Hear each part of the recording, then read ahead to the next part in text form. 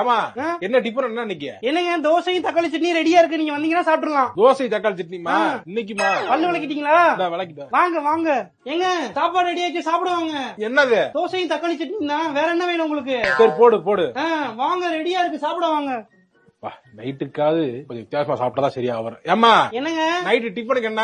Night dosa மாவு இருக்கு, தக்காளி சட்னி இருக்கு. சட்னி இன்னும் தீராம இருக்கு. இருக்குங்க, நான் தீத்தரேன், இன்னைக்கு உங்களுக்கு சத்தி தரேன். அப்படியா? வாங்க உட்காருங்க, சாப்பிடுங்க. தக்காளி சட்னியை ஒரு வாரத்தை வச்சு தின்னுட்டு என்னது? சாப்பிடுங்க. தோசை ஓரமா இருக்கு, சட்னி எடுத்து நக்கும். அப்பா சட்னி தீத்துட்டேன். சட்னி தீத்துட்டேன். சட்னி காலியா? காலி. வேணுமா உங்களுக்கு சட்னி? வேணுமா?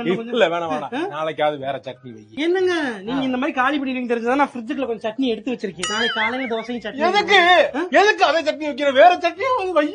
அதான் இவ்வளவு சட்னி அரைச்சு வச்சிருக்கேன்ல நானு. ஏமா இருக்கிறது 2 பேரும் எதுக்கு அந்த சட்டை போட்டு? எதுக்கு இவ்வளவு பெருசு டப்பால போட்டு டப்பா செட்ல போட்டு குடும்பத்துக்கு பிக்னிக்கா போறோம்? அப்படி இல்லங்க, ஒரு தக்காளி போட்டு அரைச்சா மிக்ஸி எப்படி கொள்ளலாம்?